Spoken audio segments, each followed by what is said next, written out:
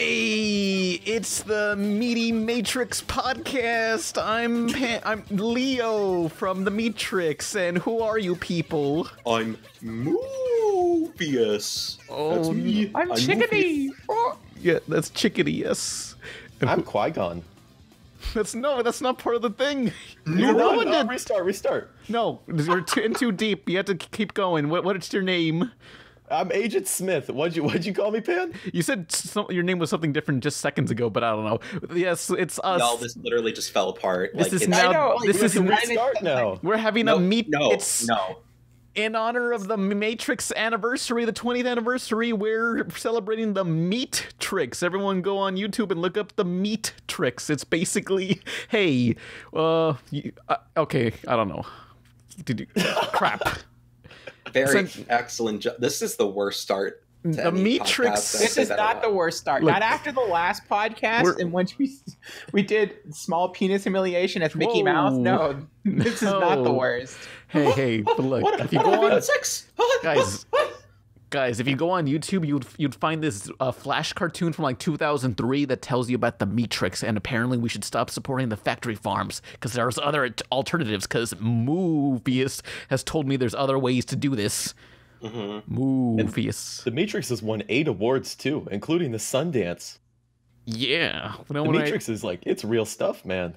Yeah, it's like, I mean, yeah, if you go on the website, which is still up after like 20 years, it won a Sundance Award somehow. We don't know how. All these other awards that I don't recognize. Count me in!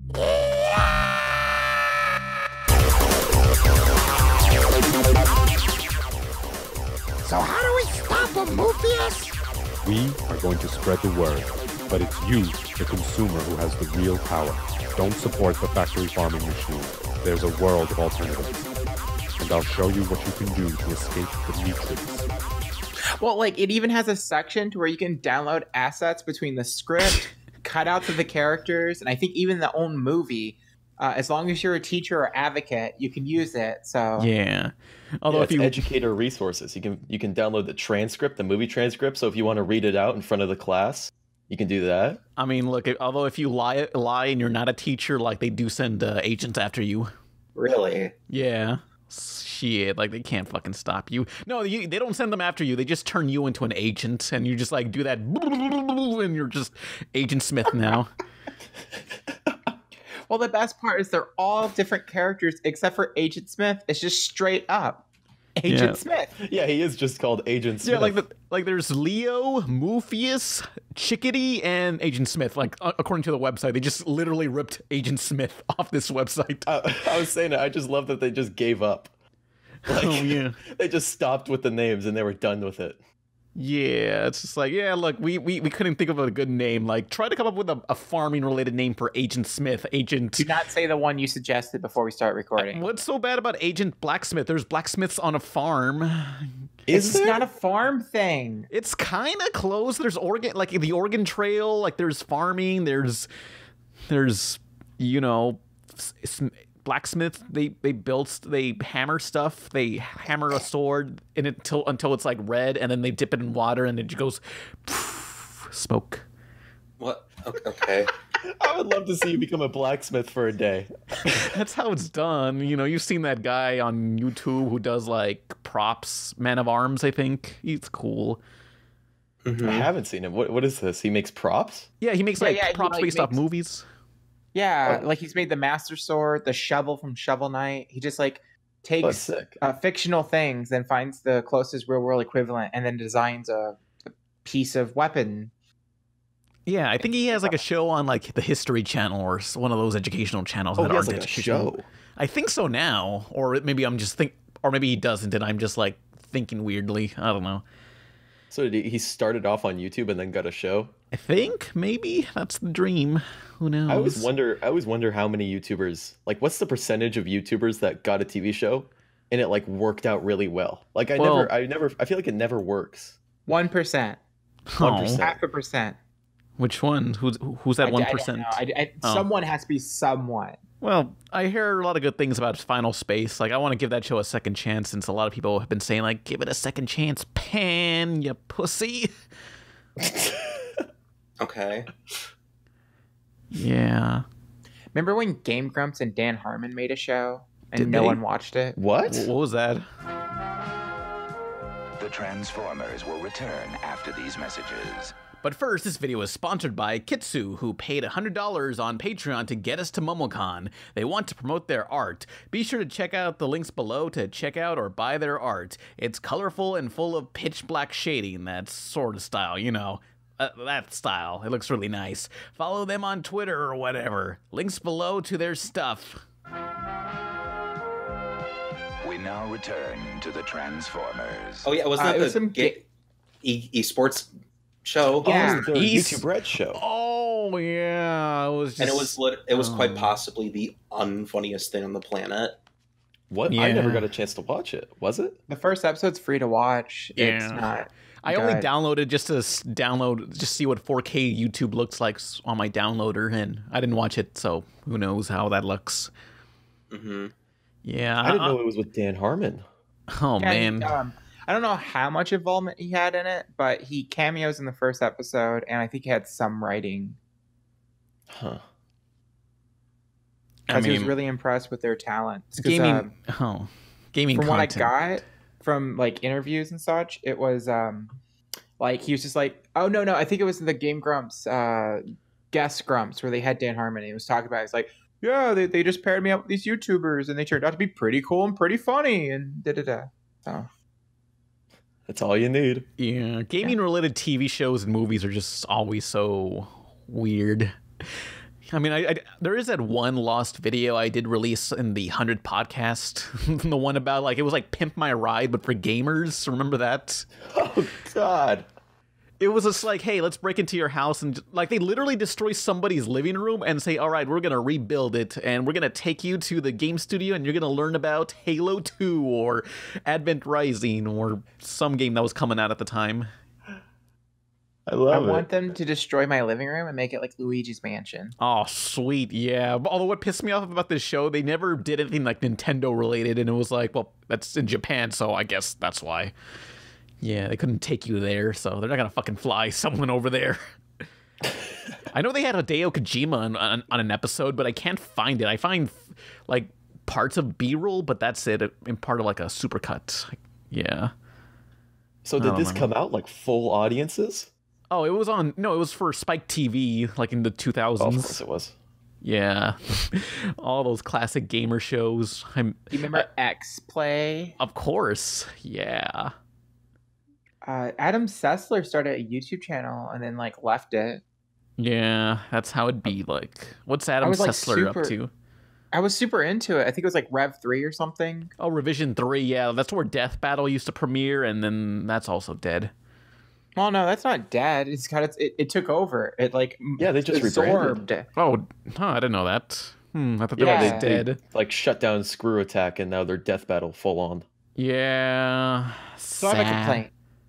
I thought you were Battle, talking about I like Revision their 3. voices. I like both the Boomstick and the nerdy one's voice. I can't remember. But I hate their physical design. They decided at some point they're like, "Hey, let's make them animated." Mm-hmm. Let's waste valuable resources animating these characters that nobody wanted to know what they look like. Oh. Well, their voices are so good that like I don't think anything anyone designed would ever live up to not knowing what they are and having your own person. It's like reading a book. Yeah. They look like Coop from Megas XLR and the professor from Word Girl. It's also but like I said, it's just not necessary. You don't need to do Yeah, that. they could have. I don't know if.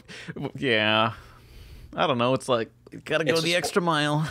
It's just more resources for something completely unnecessary and superfluous. Yeah, why even have Pan in my videos? You know, fuck Pan, fuck me. Please fuck me, please. I mean, like, there's a fuck me. difference. You review stuff, so like you being there adds a physical like presence. They animate all their death battles, so they're like taking more resources and putting them towards animating the characters. Yeah. Even if they're hiring completely new animators, it's could have gone to like making the death battles better. Yeah. Also, No. consider the fact that your channel is it's your thoughts and ideas about a cartoon or cartoon series or tropes or whatever, Mhm. versus Death Battle is about putting two characters against each other in a death battle. It's not about the two hosts. Yeah, exactly. Is Death Battle like? I mean, I always wonder like, what's the legality of this show? Is it just parody since they actually kill each other, or what's the dealio? I think it counts as parody. Yeah, it's like Celebrity Deathmatch, but for cartoons and stuff. Technically, parody has to actually critique the original source material. Not necessarily critique, just make fun of it. You know? No, like legitimately, a actual parody, a legal definition of a parody has to critique it. So most people who like say their stuff's parody isn't traditionally parody. Granted, I think it's kind of like one of those things where over time, so many people believe the definition of parody is to just make fun that it's become the definition. Yeah. Either that, or it's like not necessarily. It's just mostly like recontextualizing or critiquing something. I think. Yeah. Having them fight each other to the death is like just recontextualized enough. Yeah, maybe, I think that definitely falls under parody.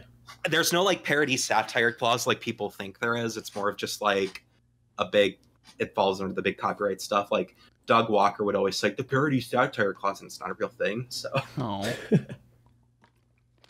yeah. So are there have you met a person in real life who was pissed that Goku got his ass kicked by Superman?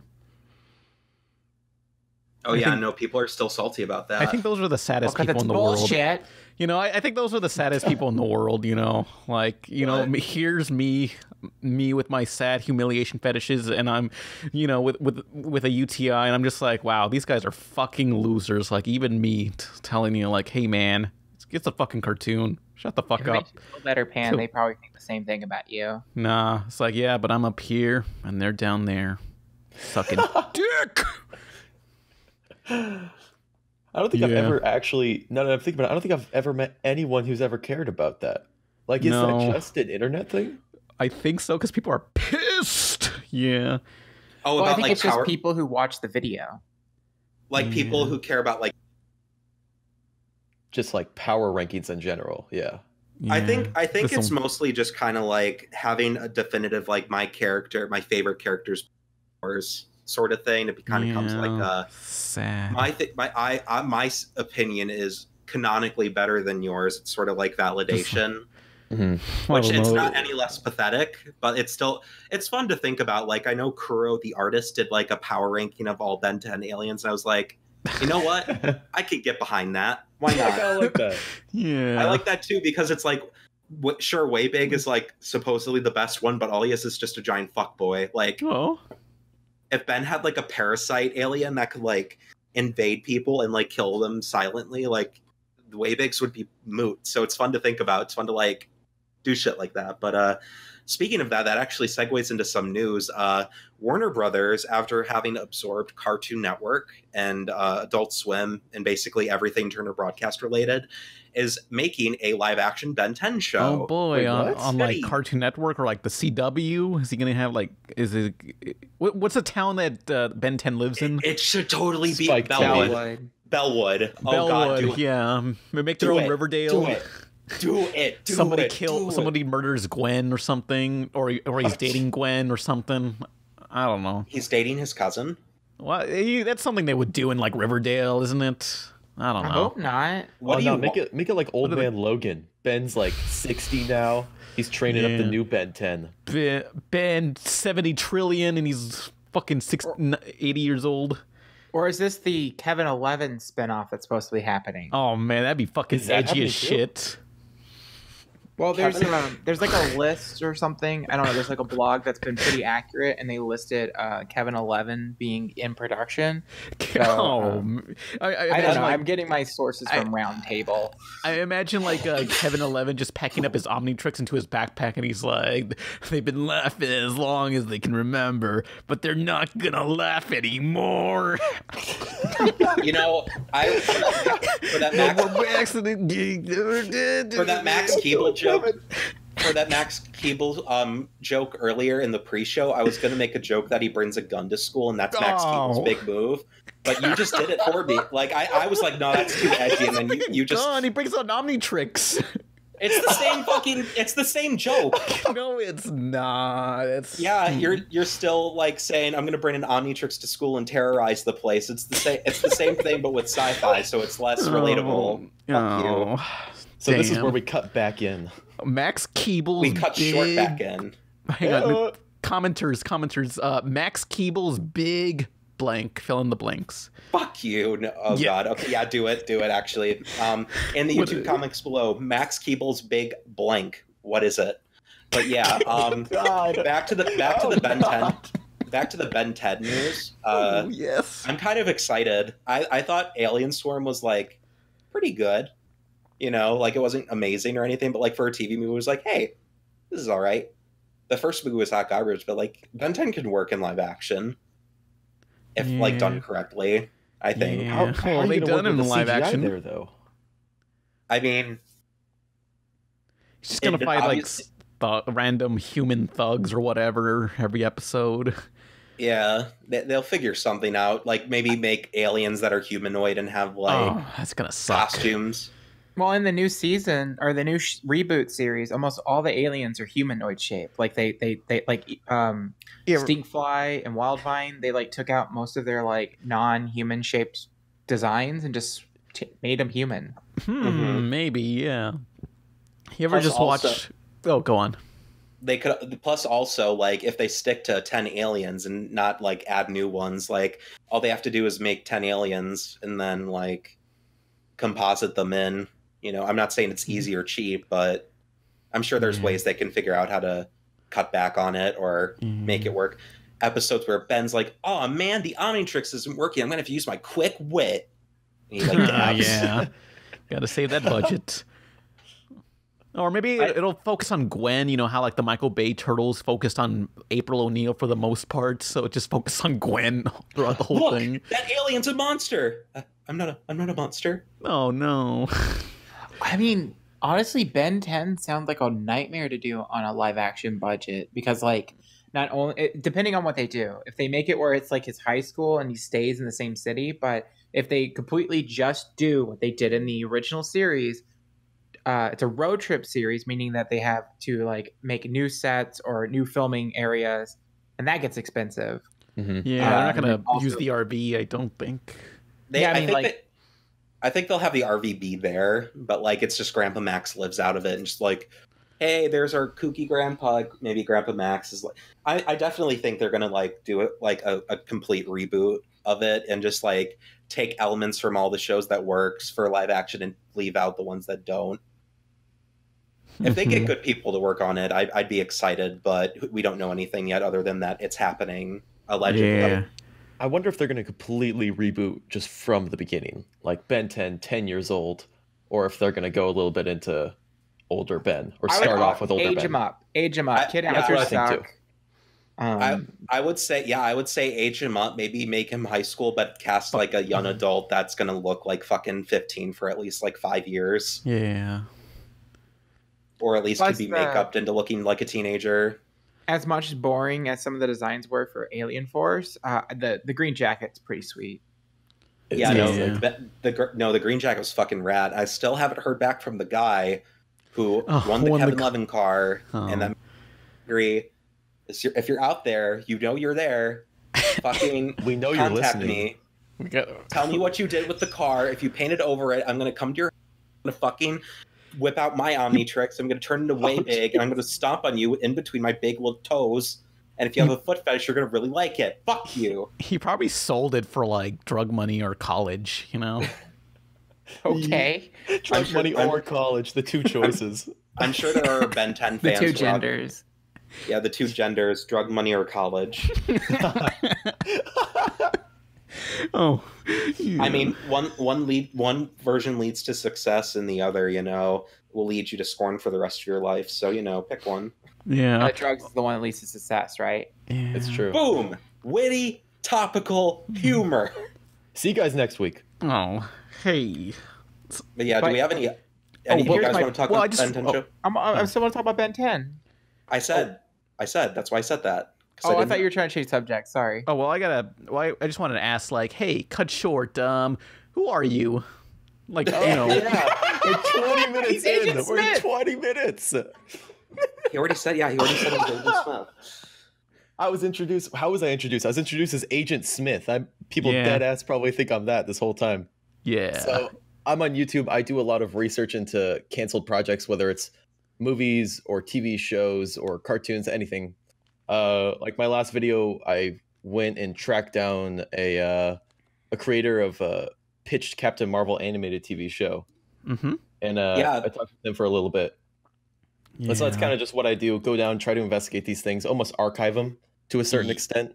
Yeah, that Captain Marvel video was kind of depressing because it's like TV executives don't care about superhero cartoons, and it's like, you know, we got the MCU. Do we need superhero cartoons anymore? And that just makes me think, you know. Yeah, for sure. It's almost every single one of the videos. I always end it with why it was canceled. Like, God, probably 80% of them are just the TV executives going, nah, I don't really want to do that. Yeah, like with no real reason. They just can get away with not wanting to do things whenever they don't want to. I mean, if you look at like Marvel's current TV cartoons, they're just kind of like these generic, half-ass looking things with like this bland art style. Mm-hmm. No shading. It just looks, I don't know, the bare minimum. Yeah. It does look like our super... podcast. Yeah. It really do be like that. Yeah.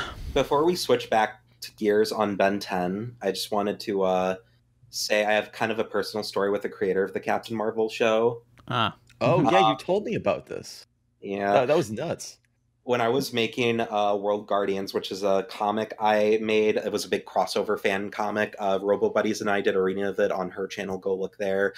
But I wanted to commit for the reboot of the comic. I wanted to get a comic artist to do a poster and pay them. And I asked Ben Bates, and he said $300, and I was almost going to get it. And then I bought a 3DS instead. So, sorry, Ben. 3DS called me.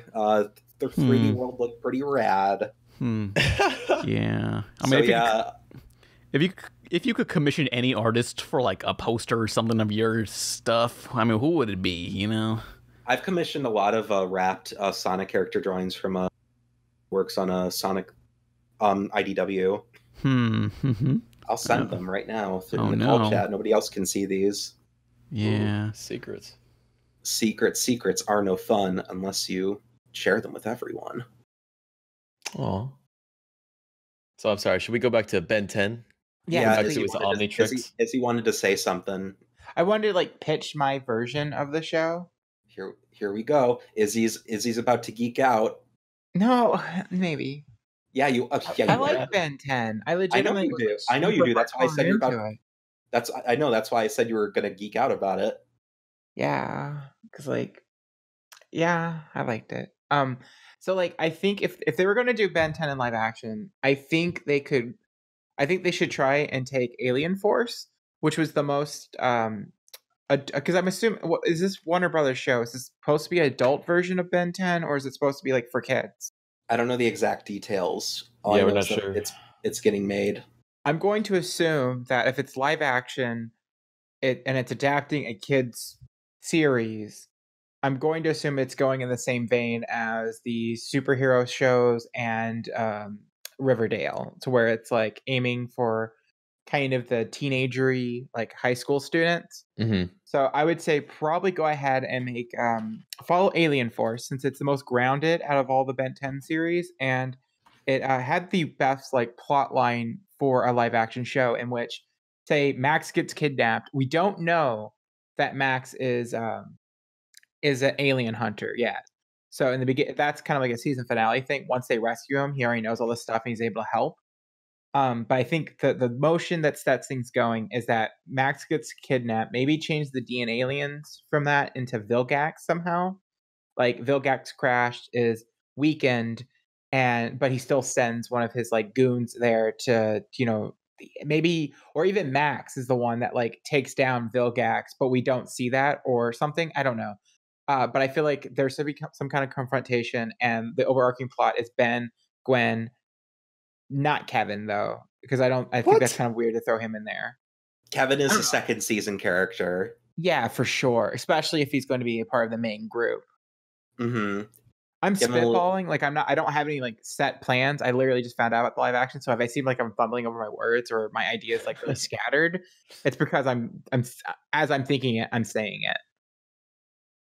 I think it could definitely work. I think if they go for a little bit older go for a little bit older Ben. Try and grab some of the original audience of Ben 10, like us. Yeah. Like Dora the Explorer. Like Dora the Explorer. If Dora the Explorer does well, maybe they'll change the direction of the live action show. Who knows? Maybe they'll actually make it. There was originally going to be a live action Sonic movie like forever ago, but like it just fell through. Like I remember seeing articles that like it was supposedly in production or in talks of being made, and then just nothing has been heard of it until now. And now it's a TV show like Sly Cooper. So, well, Nolan, do I have something for you? You say it sounded like you just gave me the greatest segue of all time, but that was a complete accident. So I brought on Ken Penders. I was telling Izzy and Pan, this is actually a different one. I think it might be a different one that you're talking about. But I went through and I researched a canceled Sonic movie. I have 3 pages written in front of me right now. Oh, is it Sonic Armageddon? Where? Oh no, it's not Sonic. It's not that one. That one's horrific though. Is it Richard Cutta's Sonic movie? I think. Let me see. It's officially titled Sonic the Hedgehog: The Wonders of the World. Yay! What the fuck? I don't think I've heard of this. I just scour a little bit for this one. Oh but, man!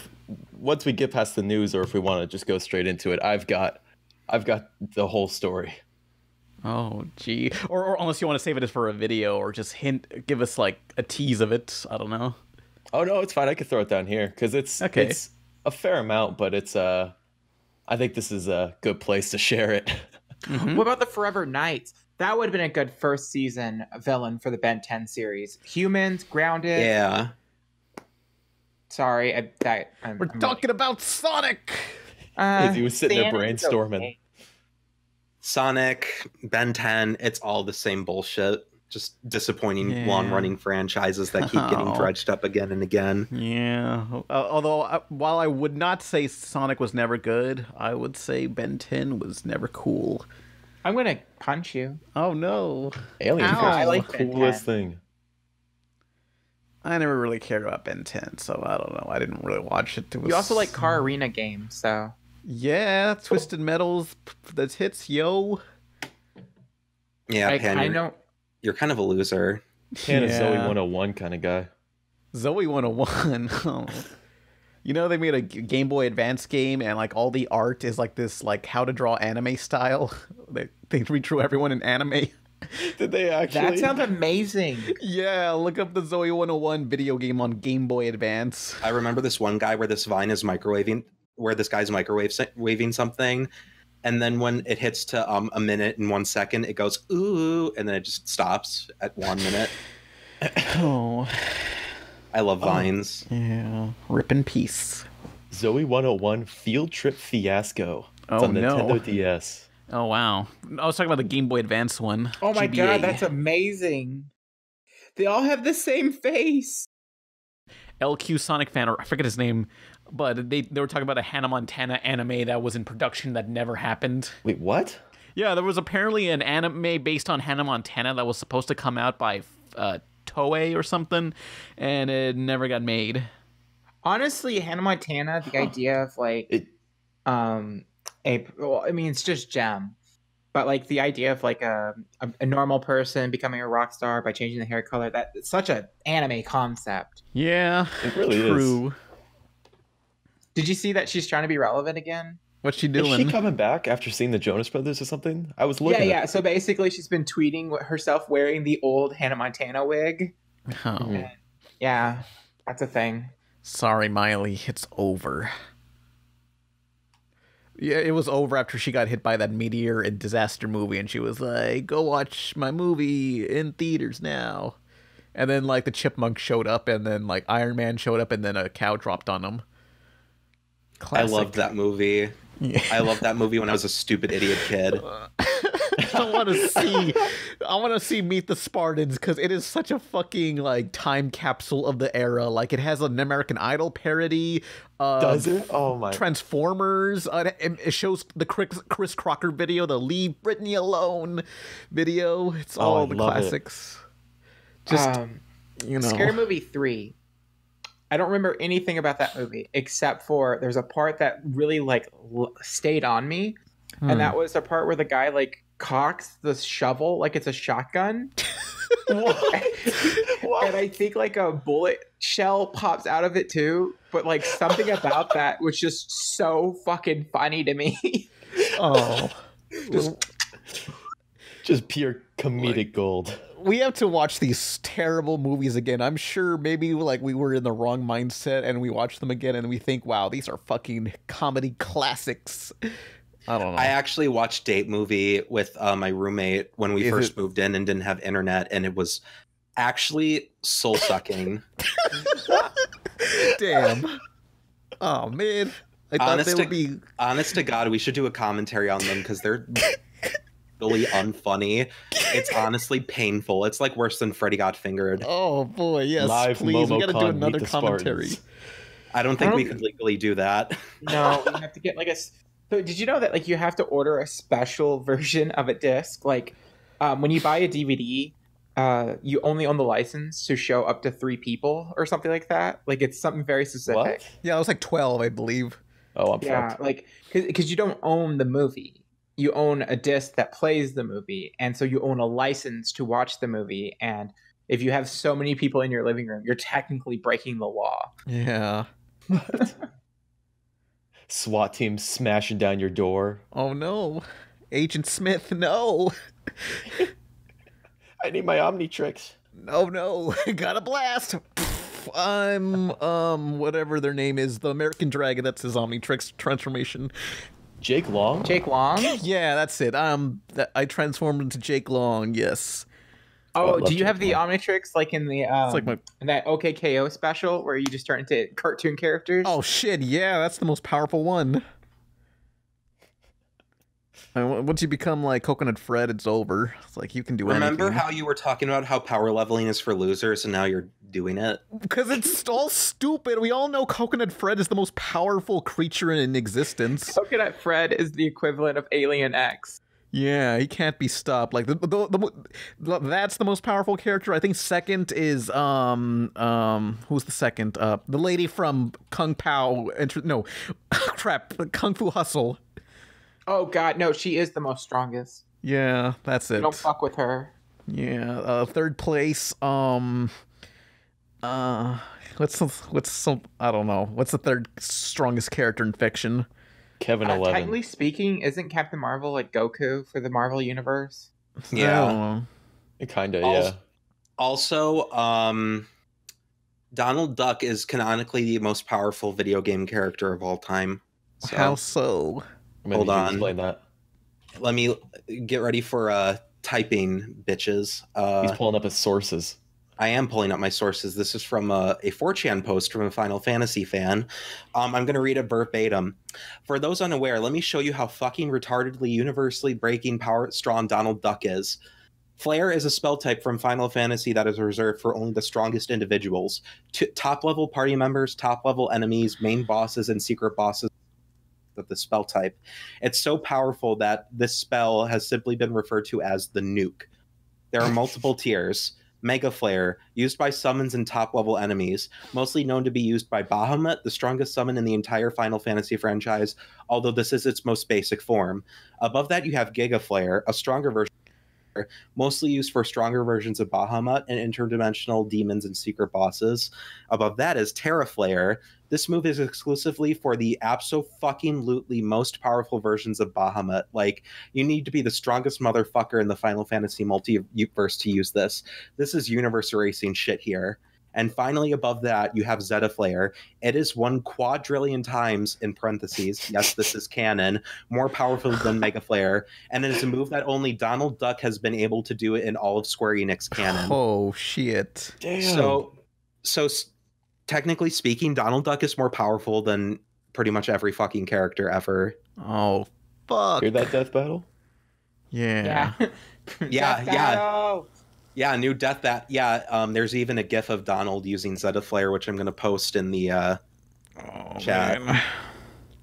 Well, Legit. of course, if Death Battle did Donald Duck, they would do Daffy as the other one, and Daffy would get fucking murdered. Yeah, well, no, Daffy has Looney Tunes logic, so he'll be protected.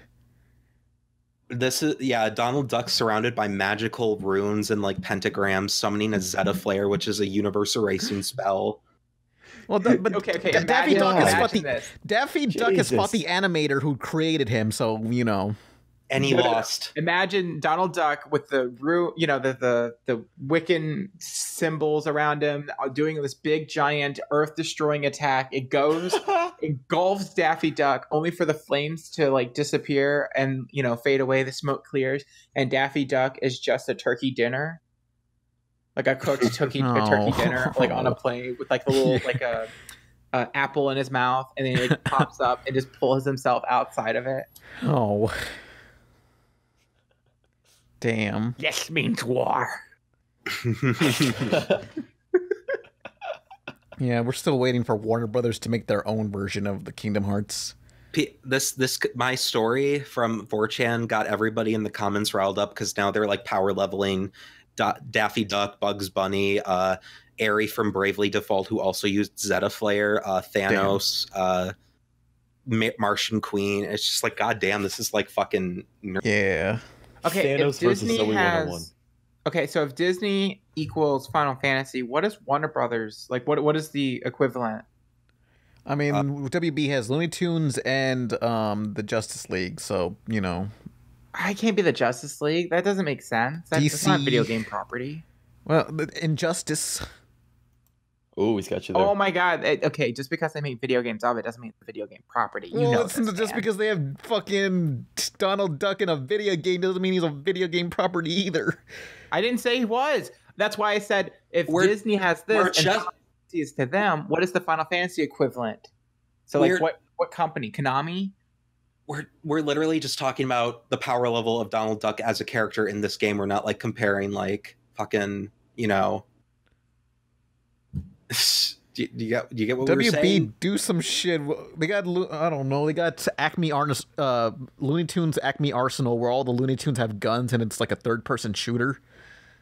Dragon's Quest. Someone in the comment section. That'd be awful. Yeah, gotta cry. I don't know. So did you guys, there's speculation that OKKO got canceled? Oh, really? Yeah, again, round table, but they made a post about it, and like there's just some stuff where like Ian doesn't seem as like optimistic about it, and they haven't aired an episode since like a special, and there's a big they released some on the app, and it's been like 6 months and it hasn't aired on TV yet. Oh. Uh-oh. Yeah. Chances are, if they haven't done anything yet, then chances are good that it's probably fucking shit canned. Oh. I'm not going to say anything. In fact, I'm going to go get a glass of water. Y'all can have fun with this one. What's I'm not your gonna... problem? I know when not to say anything. Keep your mouth shut. Rude. I'm going to go get some. Oh my god. Yeah, he's just leaving. Yeah, he just left. I don't know. He's got like beef with Ian or something. I don't know. Yeah. All right. Let's press F for respect. All right. I'm not an F right now. There we go. Yeah, I just send it to the chat. Oh shit! I put in the fucking Discord. Oh shit! All right. So what should we talk about since Nolan's not here? What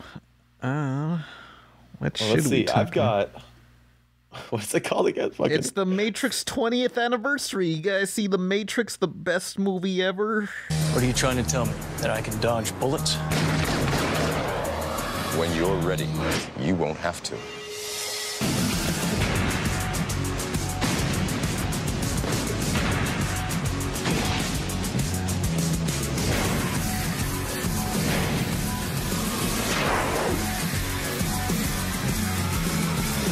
Unbelievable, isn't it? The Matrix, rated R, now playing at a theater near you. Did you guys ever go through a phase when you were a kid wearing Matrix, like like those Matrix coats? Trench coats. I think we all wanted that. No. Oh, I mean, yeah, me neither. Like, no. To be honest, I wore like Hawaiian shirts for most of my like high school era. Like I found a black Hawaiian shirt. I thought it was like the most gothic, not gothic thing ever. Damn. So I wore that a lot, and then now I wear cool clothing. Oh. It took me a while. The MEATRIX. Look. I used to have a fedora in elementary school. It was unfortunate. Oh, I mean, I didn't get into the Matrix until like 2010 when I was entering college or so, and I was like, whoa, Matrix is awesome. Gotta check out the sequels. Wow, that sucked. But I gotta check out the Animatrix. Yeah. Yeah, that was pretty cool. It was better than Love, Death, and Robots. That's true. Okay, let's talk about this. Yeah, anyone else see Love, Death, Robots? I haven't, but I really don't give a shit about spoilers, so go ham. Well, it's not going to spoil anything, but I thought it was worth watching. But yeah, a lot of these are kind of like, that was a cool fight, I guess. Yeah, I mean, like, it feels very much of what's going on in video games or like Michael Bay movies. So like, for a think tank, I didn't really think it was really much of like a think tank. It had some cool concepts, but they didn't really do anything with them. Yeah, it's just like, hey, here's a battle scene. That's all we got. And like, cool. I know that it says love, death, and robots, but like the amount of nudity and amount of gore in it, it didn't feel like it was a reason for it besides, oh, we can do it. Let's just put as much in it as possible. So just trying to be edgy. Yeah, some of these you could easily cut out like some swears or blood and nothing would really change. It'd just be, it's kind of unneeded. Mm-hmm. Like, well, and then there's like speculation, and I think it's been proven wrong, but they have different orders depending on your account. Or like I think country region. Yeah. So like a lot of people thought it was the your sexuality, because I got the lesbian episode first. Yeah, me too. The one where they're fighting Pacific Rim kaijus. Yeah. Yeah. And that's the thing, is that like it's very clearly a bunch of dudes wrote these, because even the lesbian scene felt straight. Oh, how do you make a lesbian scene feel more lesbian? You know, how do you do that? Well, I will come back to you on that. We gotta contact some lesbians. Right. Like, hey, tell us how it's done, please. Yeah, please. If you're a lesbian, please inform us. Write your own fan fiction. We're so desperate. In the comments, please. I just want to point out, before this podcast, when I came into the chat, we're all getting ready with like the pre-call. Pan comes in, he goes, all right, so it's the 20th anniversary of the Matrix. We'll talk about the Matrix this time, all right? We're like, okay. Talked about it for about 2 minutes. Talked about the MEATRIX more, actually. Yeah, the MEATRIX is the more like important thing. It has 8 like awards. You got to stop. The MEATRIX is canon. Yeah, don't support your local. Don't support factory farms. You gotta. There's all other alternatives. Go to the matrix.org or whatever the site is. You know. Fuck, what was it? Yeah. TheMeatrix.com. If you go to themeatrix.com, you can see all the awards that they won. Matrix. What's the website? Because I checked Matrix. Hang on. Oh, they have a trailer. Okay. Meatrix.com. I guess they couldn't afford Meatrix.com. So my version of the lesbian subplot would be they would just stand next to each other for 8 years, not sure if they're flirting with each other. Damn.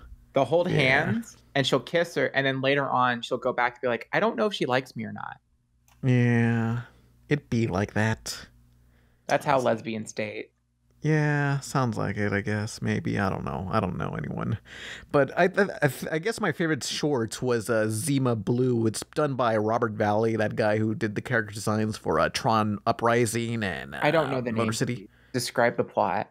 Oh, it's okay. It's about this eccentric artist who's just obsessed with this shade of blue, and it feels like one of those mysterious Courage the Cowardly Dog episodes with a misunderstood character that's kind of scary but not really. It's like I feel that's the best one in the short, and it feels like a self-contained story. Like it's perfect for an anthology, you know. I haven't seen that one yet. Yeah, a lot of these just feel like random TV show segments or whatever. I personally, I'm missing like 3 or 4 of them, but I've seen most of them. Suits was my favorite, the one with the farmers. Yeah, I love that one too. The art style reminded me a lot of Meat Buck. I don't know if you saw that, or Salesman Pete. No, it looked like Fortnite to me. Oh, well, it's probably closer to that, but the painted textures that like were both like unfinished but not.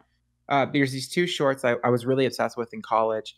One's called Meat Buck, which is I think like it's a deer dating a hunter's daughter, and as soon as the hunter's dad finds out, he tries to hunt the deer, and it's really fun. And then Salesman Pete is this like it looks like a sales pitch to a like a TV show about a salesman that has robotic implants. And it's both of them are very action. They're very cartoony. They're awesome 3D projects, and I will link them to you. But what other ones did you actually see? Since you only saw like what 5 of them or what? I saw all of them but 4. Oh, okay. Well, what else? What other ones can you say stuff about? Because I don't know. I liked the 3 robots one. I thought it was charming. That could make for a good TV show if they like lower the budget, because I don't think Netflix would afford that. Why? There wasn't really anything too big on that one. I guess, yeah. But seems kind of expensive. Maybe. I like that one a lot. The yogurt one was really good. Yeah. I didn't like the one where it's the guy who is going to deep sleep. And he wakes up. And the into the Aquilus Rift, yeah. I like that one. I felt the sex scene was unnecessary. Like, you can have sex in your story, but it doesn't need to be that explicit.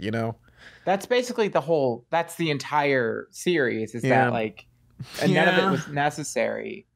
I did like The Witness, and that one had a weird BDSM like fetish club scene for some reason. That's the one that was by the art director for Spider-Man Into the Spider-Verse. Oh, really? Okay. Really? Yeah. Oh my God. Some of the shots in that particular one, I kept, even though they have a comic book art style, I don't know if they mocapped it or what, but I kept like, is this live action? My brain kept like trying to like, Yeah, I thought some of it was live action too. I mean, with The Witness, like, they introduce an idea in the beginning and end. Like, I'm basically repeating everything I'm gonna say in the video for Tuesday, but they show an interesting concept and they don't really cover it, but you can picture what happens next. And I'm not sure if I like that, where it's just like, here's an interesting idea, let's not do anything with it. Yeah, well, because The Witness, I kind of pieced together what they were doing halfway through. Yeah. Which I don't mind per se, but yeah. Yeah. I'm trying to think of the other ones. Some of them are really forgettable. I like the Soul Sucker, the one with Dracula. Yeah, it kind of felt like a Resident Evil game, It felt like Resident Evil and Avatar: The Last Airbender was like one thing. Yeah, it's also French animated. Like, they do some creative stuff with the 2D animation stuff. Like, they're able to like move the camera around in 2D space. Mm-hmm. Oh shit. Yeah. The one with the fox. Yeah. That one was cool. Good hunting. Yeah. Like like Aneska said, it felt like Avatar: Last Airbender, something like on Nickelodeon. Even though it's like, this is not for Nickelodeon at all, but kinda I can see that. Yeah. But yeah, I mean, like I said, a lot of it just felt super like generic when it shouldn't be, because it was this think tank. It's supposed to be these like creative ideas, but the wolf one with the military was the one I was like, this is so Michael Bay. I mean, I like that one. Although in the video, I did say, like, I like this short. I could see this being a shitty movie starring Sam Worthington. You're not so wrong. Specific. I love it. Yeah. But I kind of hated how so many of these tried to be that overly realistic mocap style. Like, only one of them actually looked good, Beyond the Aquila Rift. It actually, like, that's no, in terms of realism, Oh, okay. Are you talking about like Polar Express style? Yeah, that style where it's like only one of them actually looked almost photorealistic. Everything else kind of was outdated. I don't know if you guys have gone back. Go ahead. I don't know if you guys have gone back and watched Polar Express, but it's like scary. Yeah. I can't look at the kids. Especially the Steven Tyler elf. Do you remember that cameo? I don't remember that. Wait, let me look it up. There's like a song where he's singing like, "So on the top of the world, rocket on top of the world, and it's Steven Tyler as an elf. Oh God! Look him up on Google Images if you haven't. It is no, thank you. Oh, the cheekbones. But if you The one that terrifies me the most is Mandark. I mean, if you look closely at the right time, you'll notice they have no nostrils. Do they? Oh Lord! Yeah, go watch Polar Express again. Nobody has nostrils. Well, at least the Steven Tyler one. Yeah, I'm looking at his face right now. Oh my God, it's horrible. Oh yeah. Wait, I swear. No, okay, I'm looking on. Damn it! I swear there were no nostrils. This is a Mandela effect. No, I'm looking at it right now. He has nostrils. Damn, maybe they're not nostrils. indented or something. I don't know. Maybe I swear I saw that there was just like a flesh there covering them. So maybe you can still see the flesh somewhat there. Maybe. Yeah, it looks like it's painted on. Yeah. It's so bad. But the one that scares me the most is Mandark. Not so much the visuals, it's just hearing Mandark's voice coming from a realistic human terrifies me. Yeah. Oh, I forgot the voice actor's in that movie. Robert Zemeckis, what have you done? Oh, someone JX did the Polar Express make a lot of money back? It did mostly well, I guess. They weren't like breakout hits. None of these movies like made all that much money really. They broke even or sometimes a little over double, but they weren't like runaway hits. Oh yeah, because it was like Beowulf and then Christmas Carol and then Mars Needs Moms, classic. Yeah, and Monster House. I want Seth Green version. Oh yes, please release the Seth Green cut. Or just re-release Mars Needs Moms. Just do it again. Try again. Maybe it was the wrong time. Just do it again, guys. Also, apparently there's a whole bunch of people saying that Mars Needs Moms was actually extremely homophobic, supposedly. Wait, was it? Basically, the plot is like Mars got rid of all the husbands or something, and now all these moms can't... No, wait. Or I don't know what it was. It was... Okay, essentially there was like either all dads on space and they're like, we don't know how to take care of kids. We need to steal mothers. And people are saying like, this is saying that only the nuclear family can exist and it's homophobic. I didn't think about it that way. And it's like, it don't matter. The movie was a fucking failure. Who cares? 10 people watched it. Yeah. 9 if we take out Pan. No one's gonna put their political beliefs in fucking Mars Needs Moms. Speaking of political beliefs, today is Trans Day of Visibility. And The Matrix premiered also, so, you know. And the people who made The Matrix is trans. Yeah, what you talk about, Wachowski? Yeah, both the Wachowski brothers are now Wachowski sisters. Yeah. That's a glitch in The Matrix. Well, because like, there's a lot of people, I don't know how to argue for this. I'm not going to argue for this, but a lot of people consider The Matrix a trans narrative. I mean, I looked up a video on it, and it's like, maybe you can see it that way. I guess, you know, it's kind of like, hey, it's like, hey, knowing the directors are trans.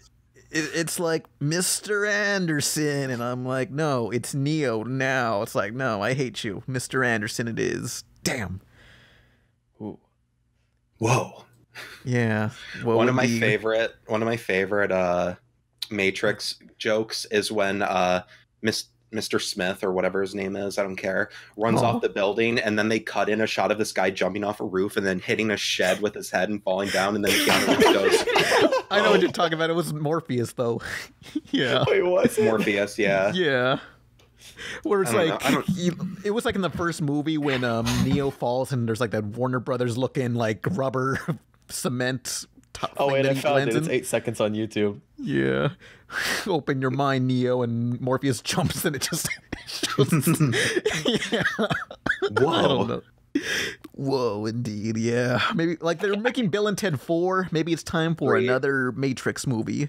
No, 3. Ted 3. They're making a third one. Shit, third one. Yeah. I want that. Oh, what? Go on. I wasn't that into like the idea of like a Bill and Ted 3, but like when Keanu Reeves and what's his name? Alex Winter, the director of the live-action Ben 10 movies.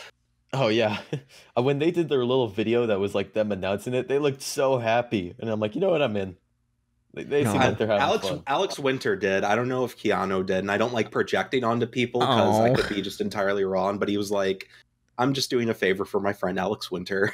Oh no! Come on, it's like Keenan and Kel. We gotta have a reunion, please. Keenan Thompson is the biggest piece of shit. Like, Kella's just like, yeah, he doesn't want to talk to me anymore. It kind of sucks. Oh. Is it true that Drake and Josh is coming back?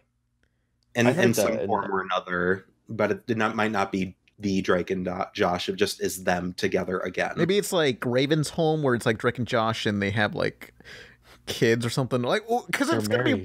How do you bring back Drake and Josh if they're like adults, or are they still living at home?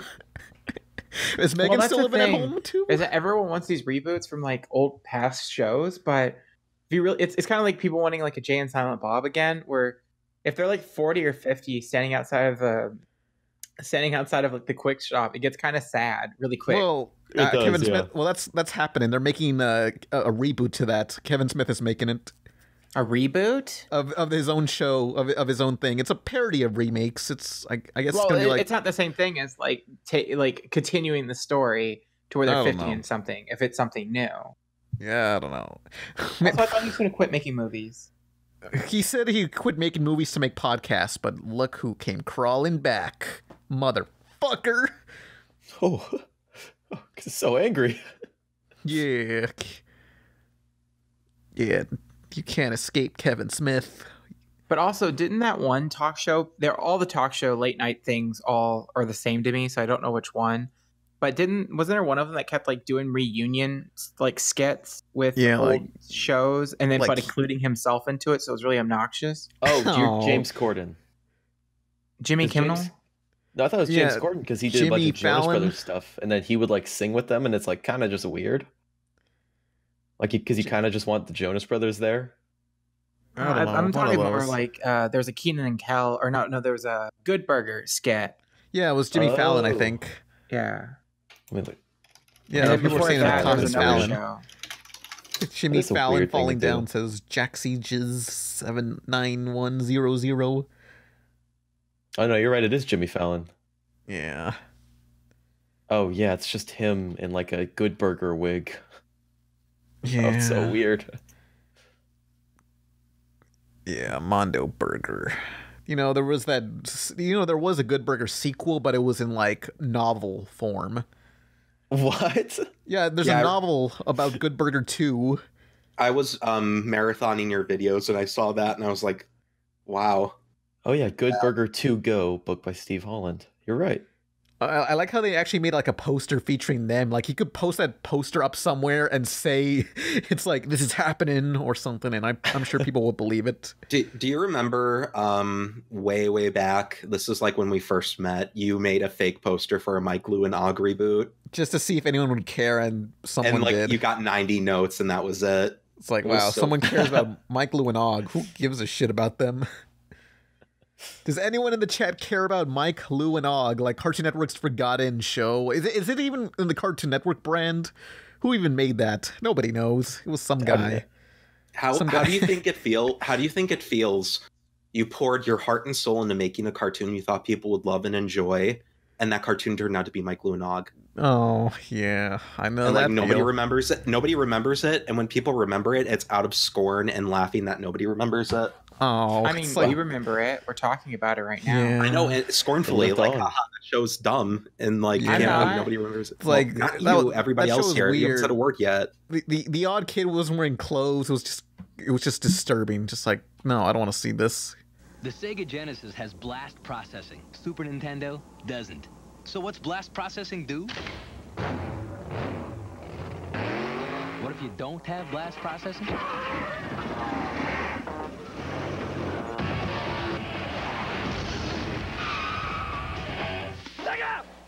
Cutshort is going to go over this script for a while, so if you don't want to hear about a lost Sonic movie from the 90s, skip to 1 hour, 17 minutes, 30 seconds. 1 hour, 17 minutes, 30 seconds. Well, if you guys want, I've got the Sonic movie ready. I've got this tab open.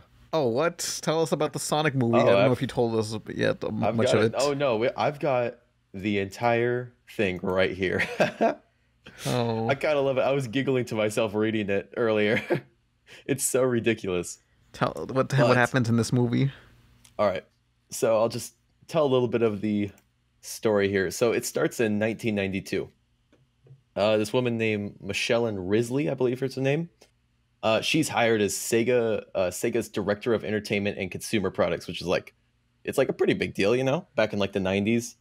And the first thing that she's asked to do is that they say, all right, we want you to make a Sonic movie, live action Sonic movie. So she's brought on not really thinking that this is what she's going to do, but that's her first assignment to go in, is to make a full length movie. And so I don't know what's going on in her head, but I assume she's a little bit worried. And so she decides that she's going to go out, she's going to find some partners, go out, find a screenplay or a screenwriter. And so she goes out, and in the midst of this, Super Mario Bros. The movie came out. Like when they're making their movie. And realistically, the idea that you would get from this is, okay, maybe our movie might not work. But the idea that the Sega team got from this was, well, our brand is stronger than Mario, so we should be fine. Sonic is a bigger household name than Mario, so we will be fine going into this. That was kind of true, to be fair. So was it? Yeah, Sonic at one time was more recognizable than Mickey Mouse in the United States. Yeah, because this was during like really. This is that peak Sonic Genesis era. Yeah, that's how amazing Sonic was as a brand. It was more popular and iconic than Mickey Mouse, and look where we are now. It did have 3 cartoons. It did. And so they decide that, you know, the movie failed. Super Mario Bros. Failed because it's bad and because their brand is weaker than us. Sega and Sonic were stronger than them. We're going to make a movie and it's going to be better than whatever they have. So a little bit later, in May of 1995, they hire a screenwriter, and the screenwriter only has 2 credits before. It's 2 horror movies. And although it's said that he did do like some uncredited edits on some things, it's not really been proved at any point. All we really know is that he just did like 2 kind of small horror movies. So they seek this guy out, they grab him, they say, we want you to write a Sonic the Hedgehog movie, live action, and we're gonna need this soon. So after some time, he comes back and he has Sonic the Hedgehog, Wonders of the World. And so luckily, the script's been found and we have everything. Oh, dude, send that shit to me ASAP. Oh, So man, I'll have to make that find this video. afterwards. Right now, I'll explain to you guys Sonic the Hedgehog, Wonders of the World. Yeah, So- give us the details, the dirty deets, dirty All Dan. right. So it opens up with a 12-year-old boy. His name is Josh Pinsky. We'll just call him Josh. And he's reading out his school paper about a test pilot named Sonic, who's been killed in a plane explosion while attempting to break speed barriers. So he's reading this out to his class. He's reading out his fan fiction to the class. Oh. It starts off with this. So Josh is reading out his fan fiction, and just in the middle of it, his teacher tells him just to stop and go back home and finish it and just redo it. You know, I guess she wasn't appreciative of his Sonic fan fiction. And so Josh, you know, he leaves school. His dad comes to pick him up. And apparently his dad is like a world-class scientist. Like he's like the smartest guy in the world, and he's making all these new machines. And I like the sigh in the background there. Mm-hmm. But right now Josh's dad, you know, he's a little bit out of work. He's looking for some new opportunities. But in his meantime, he's built the XRI, which is an artificial intelligence computer which stands for the Extremely Radical Intelligence. This can't be real. No, this is real. This is 100% real. No. And so later in the day, his father leaves, and he's like, all right, Josh, don't touch the XRI, you know? Don't touch my extremely radical intelligence, Josh. That's a super intelligent artificial computer. So immediately his father leaves, Josh goes to touch the XRI. And so he tells the XRI that he wants this intelligence to finish writing his Sonic fan fiction for him, or his Sonic story that he made. And because he wants it ready for the class the next day, and he's confused. He doesn't know what he wants to do with it. And so the XRI doesn't know who Sonic is. He's not intelligent enough to know who the Blue Hedgehog is. So Josh grabs his Sega Saturn and he plugs it into the XRI because he wants to show who Sonic is. So suddenly Josh is playing with Sonic on the Sega Saturn, and Sonic just stops moving. And he's trying to move around Sonic with the joysticks, and this isn't making any sense.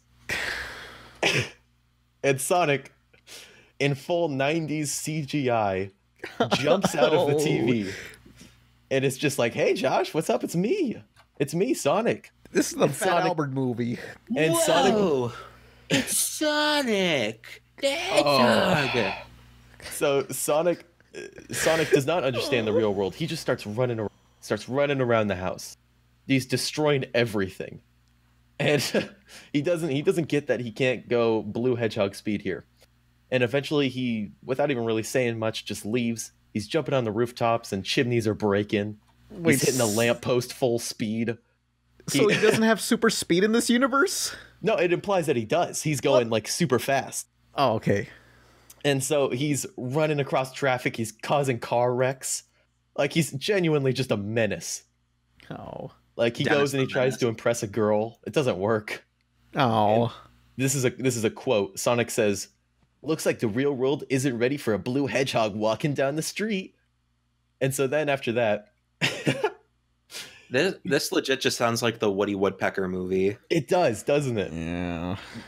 It's so 90s. So he discovers that the longer he spends in the real world, the weaker he's becoming. So it almost implies that he's like starting to become a real hedgehog. Oh, it's like Last Action Hero. Yeah, so he's getting weaker and weaker. And so I guess his plan is that he's going to go back to Josh's house.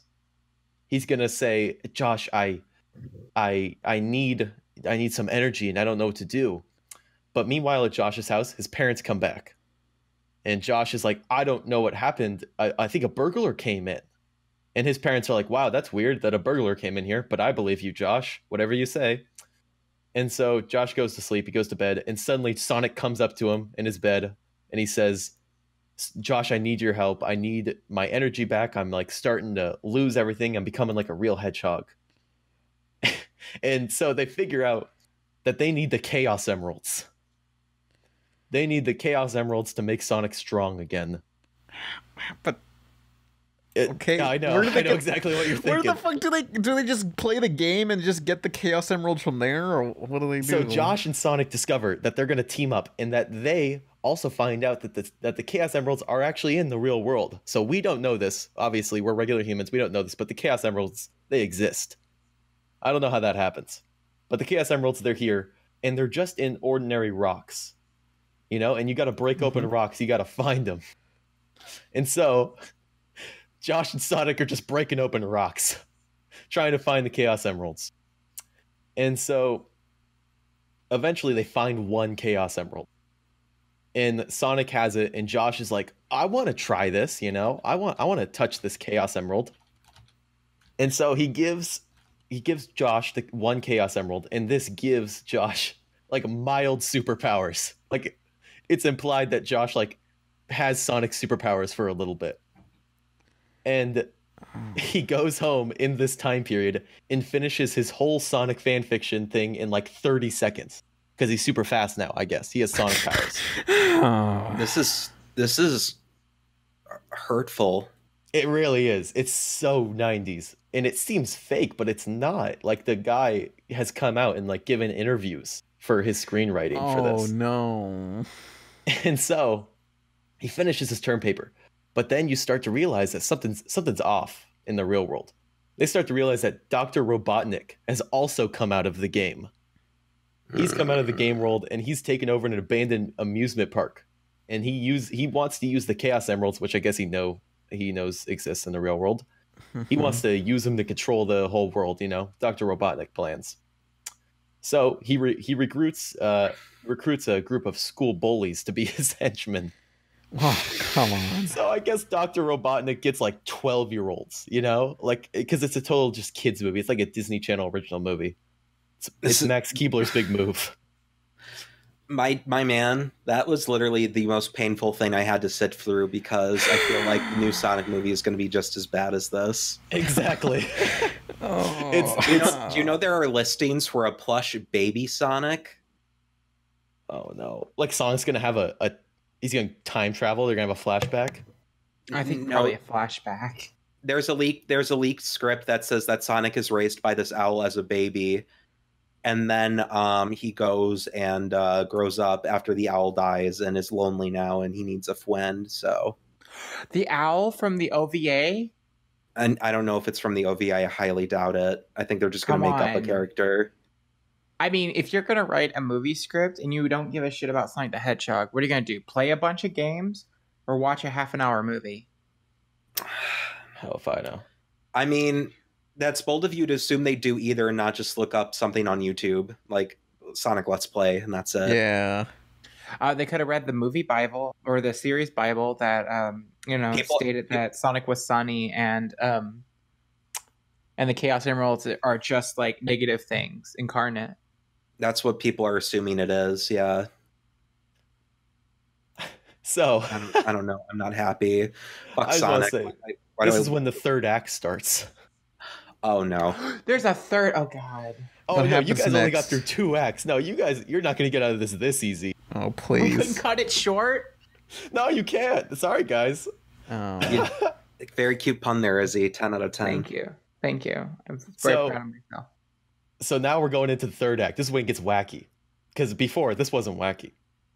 So Sonic and Josh realize that Dr. Robotnik's coming up with some evil plan. And they say that this plan is very evil. Keep that in mind. It's incredibly evil, whatever Robotnik's doing at this amusement park.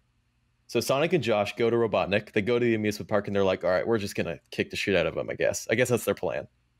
And so they learn, bear with me here, I'm going to explain what the screenwriter wrote, that Robotnik's plan is to use the Chaos Emeralds to power up the XRI, the father's machine, to take the natural wonders of the world, like the Amazon rainforest and Mount Everest, all places like these, and then he wants to recreate them in virtual reality. This is what Robotnik wants to do. And he wants to charge big money for the world to see them. That's it. That's Robotnik's entire plan. So he creates the Virtual Boy. He wants to create a virtual amusement park, which is honestly kind of wholesome. That checks out. He did do Eggman World or whatever it was. He wants to make Eggman Land, yeah. I mean, basically, he wants to make his own amusement park land. And so that's the evil plan that they need to stop. Yeah, but like in the games, it's like Eggman Land is like he wants to take over the whole planet and make the whole planet Eggman Land. That's interesting because it doesn't imply here that he wants to take over the planet. It says multiple times that he wants to use the Chaos Emerald to take over the planet, but it's just saying that he wants to make an amusement park. Illegally wants to make a music park. The Fiend. He's done it a lot of times in the games, like there's Eggman Land and Unleashed. And then in Sonic Colors, he builds like an interstellar amusement park. Ooh. So he doesn't do the appropriate zoning laws. He's a monster. So this is also a quote. Sonic and Josh are dumbfounded. They must stop this evil plan. So eventually Robotnik, comes after them. But Sonic, he's a great guy, he saves Josh, but he's captured in the meantime. And so Sonic is captured and Josh realizes, oh God, I forgot about this part. Josh realizes that Robotnik is now sending out robot kids to take over the world while Sonic can't do anything. It's almost like Spy Kids. Spy Kids 1 when they make the kids. Yeah. We're the kids in America. Oh, yes.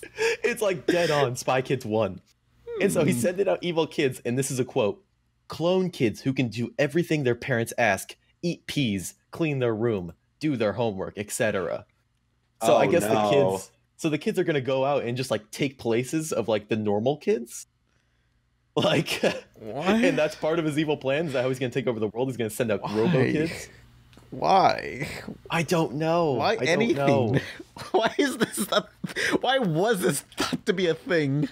I don't know. I guess why was Sonic some sort of pilot? What? I don't know about that part. Keep in mind, Sega, they think Sonic is stronger than Mario right now. That this script is stronger.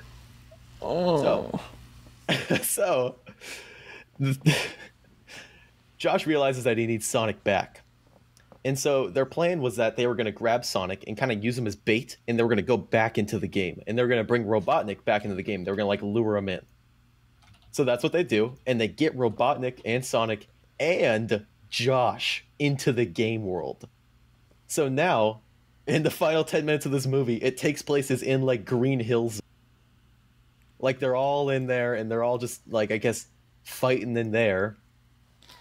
And so there's a showdown between like Sonic and Josh and Robotnik. And eventually Sonic and Josh, they beat down Robotnik in like the Green Hills zone, you know? It's like full on 90s at this moment. And so they're about to leave and they're like, all right, well, Sonic, you want to come back to the real world? And obviously Sonic is like, no, man, I got to stay back here in the Green Hills zone. You know, I just don't get the real world. You know, I got to stay here. This is my home. And so it's a very sad scene between Josh and Sonic where Josh has to leave Sonic behind in Green Hill Zone, and Josh has to go back to his real world. And so Josh heads out of the Sega Genesis that he's been inside, and he leaves and he decides, you know what? I think I'm just gonna play Sonic one more time for good old times, you know? He plugs it back in, he plays it, but Sonic isn't moving. And then he takes one close look at Sonic, and Sonic turns to the screen and winks. And thus was the end of Sonic the Hedgehog and the Wonders of the World. Did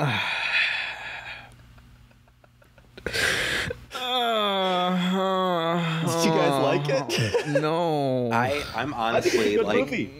I'm thoroughly exhausted. I know, right? It's tiring to hear it.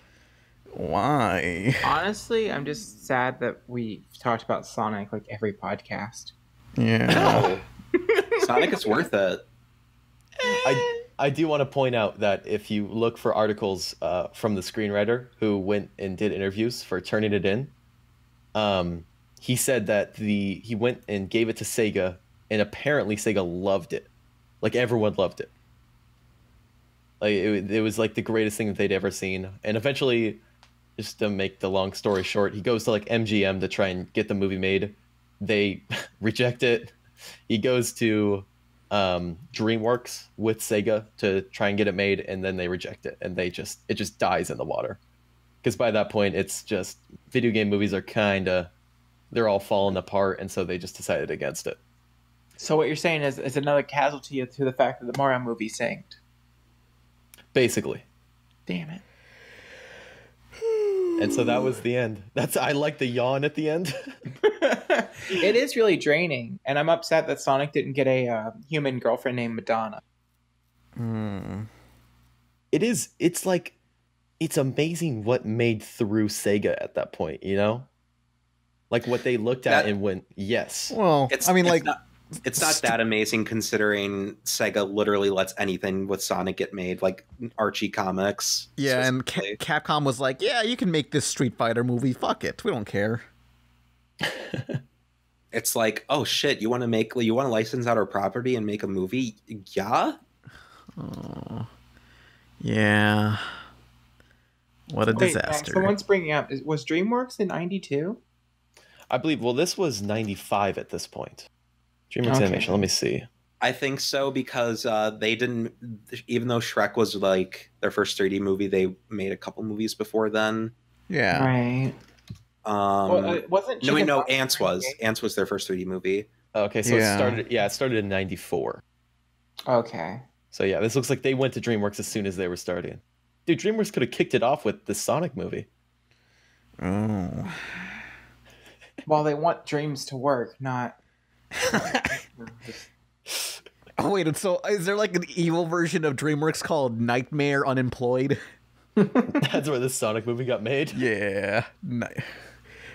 Oh, yeah, DreamWorks. Let me see if I can find details for this movie, just so you can throw it in like the description or something. Because it's amazing that this even happened. Nightmare Unemployed sounds really awesome, whatever that means. It sounds like a band. Yeah, it's like what Freddy did after he gave up on killing kids. Oh, here's some news. Mark Hamill is the voice of Chucky in the new Chucky reboot. In the new reboot? Yeah. Yeah, that'd be cool. He hasn't done the voice yet, but I expect it to sound like at some point for it to sound similar to the Joker. Yeah. I don't doubt it. He can only do like 2 or 3 evil voices and that's it. Rude. Deep evil voice. light evil voice or Joker. Man, that's a good evil voice, though.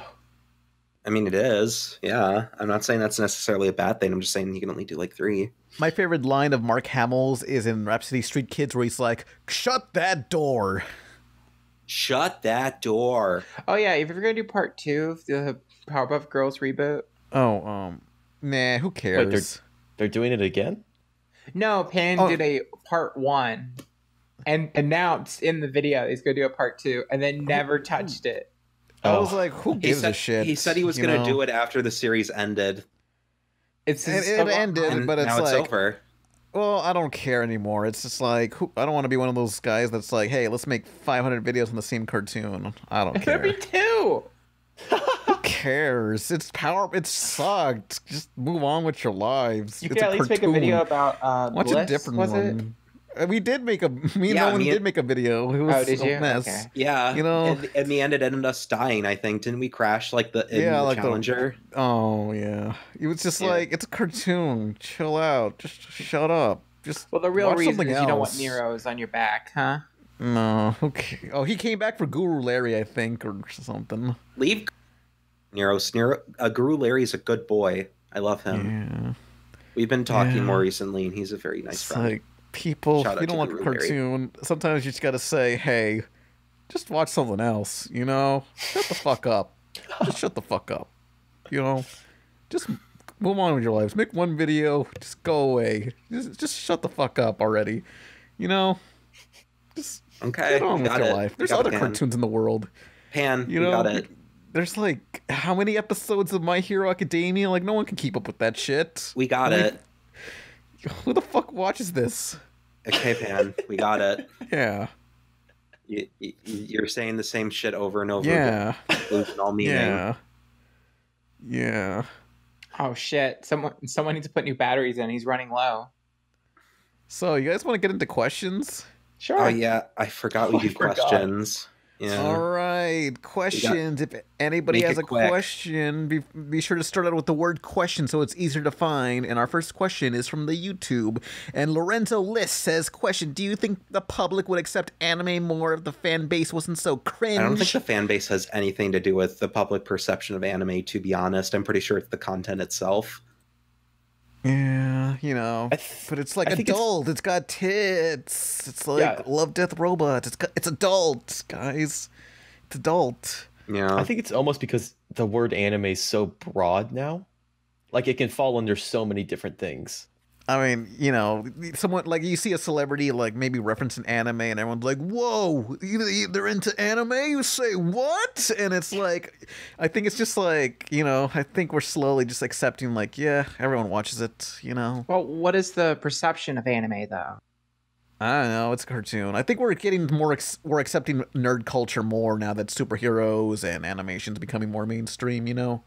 Sure, but I mean, like, there's an implication that the mainstream doesn't like anime. Is that like the thought? I don't know. I know, the implication of the question seems to be people don't like anime because of the fans. Oh, yeah, the cringe, because you know people are like, I can't watch, hang on, I'm looking around my room. Billy and Mandy, because the fan is le cringe. I can't watch this now. I don't know. Which is really stupid, and I don't. I like, honestly think people. Oh, sorry. I think people give too much credit to fan bases for people's perception because nobody outside of people who actively participate in fan bases give a fucking shit. Like shit. I mean, like if I was like, I don't know, Rebecca Sugar, I'd just like tell someone like, shit, bitch, what do you want me to do about it? I don't control these people. Fuck. I mean, honestly, I think for a while there was a perception that like anime was hentai. Whoop, whoop. Like I remember a couple of jokes like on The Office and such that kind of like touched upon that, but I don't know. I don't really see a lot of people really talking crap about anime fans. And on anyone that says cringe unironically, that's like the biggest cringy thing I can think of. We got to go back to saying fail, like epic fail, or just like regular fails. Like make some motivational posters with like fail, you failed. Well, it's like being a pizza cutter. It's like all edge and no point. Oh. That was really uncalled for. Because you don't say Damn. anything when you say something like that. When you go, Yeah. oh man, this person is really Look, cringy. we were all 14 once. We thought we were geniuses for saying, like fail or like pwned, classic. Don't people still use the word pwned? Oh yeah, Lisa Simpson said pwned. Yeah. Oh yeah, Lisa said pwned. It's mainstream now. Pwned. Let's noob some pwns on Halo 2. There's a quick question here I can actually answer. This is by Coon Stedo. He just asked if Miss Marvel got her own show at one point, or if Captain Marvel got her own show at one point. Would it be a cartoon or live action? It would definitely absolutely be a cartoon. It would most definitely be cartoon. It'd be a cartoon that they would cancel in like a season, just like all the other superhero cartoons in the past decade. Except for Spider-Man. Yeah. I feel like Spider-Man lasted fucking forever. I think maybe, I don't know, I guess when streaming takes over and people can handle like more serialized cartoons, superhero cartoons will come back, hopefully, maybe. This isn't the same, but I recently watched Arrested Development. Yeah. They just released half of a season, and it's, I think, the series finale. And the one thing I do really hate about binge culture is that almost every series no longer is interested in doing episodic, where like the first 3 seasons of Arrested Development had an overarching plot, and each episode like added to the plot, but each episode was a standalone episode. Yeah. If you had watched the previous and it made call forwards, it enhanced watching the episode, but you could start on any episode and it's its own story and you would feel satisfied. But in the Netflix series, because they were like, oh, everyone's going to binge watch it, it's one giant storyline throughout the whole thing. There's no individual episodic plot lines, and I miss that. Let's go back to that. Yeah. I'm sure, well, I don't know. Not everyone's going to do serialized shows like that, so I'm sure, it's kind of like when people say, I'm tired of cartoons having all these storylines. Well, there's cartoons that don't have storylines, like We Bare Bears and other stuff, like Big City We Bare Greens. Bears has a very gripping storyline about Panda coming to terms with his bisexuality. Oh, yeah. Is that real? It's pretty heavily hinted that Panda is like... I don't know if you're being serious or lying. I think there's the implication that Panda is bi. I think. And I'm not usually the type to like make queer headcanons because I think they're stupid and a waste of time. But like, nah, Panda's gonna be bi. Charlie definitely is gay for him for sure. I can prove it. There's subtext. Gay for more men. Yeah. Hey, here's a question. It can't be real. In animation, only time they make gays is if they're red and blue. Oh, right, yeah, I guess. Oh, well, hey, here's... Steven Universe is breaking down the lesbian binary. We Bare Bears is binary, so up yours. It would be fitting for a show about bears. It's to be about gay, male sexuality. You lesbians had your turn, now it's mine, bitches. You can have it. You're right.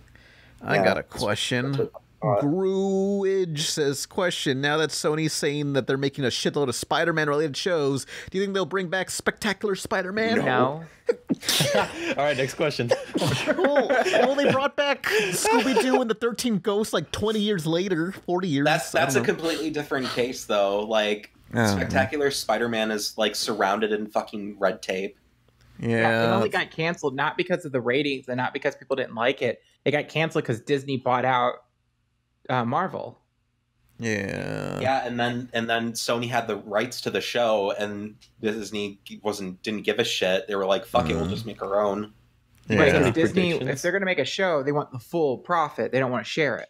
And also, I believe the film they negotiated heavily with the Spider-Man rights with Sony, and the deal was Disney got everything else, while Sony got to keep the movie rights and profits exclusively, and all related merchandise to the movies. I think.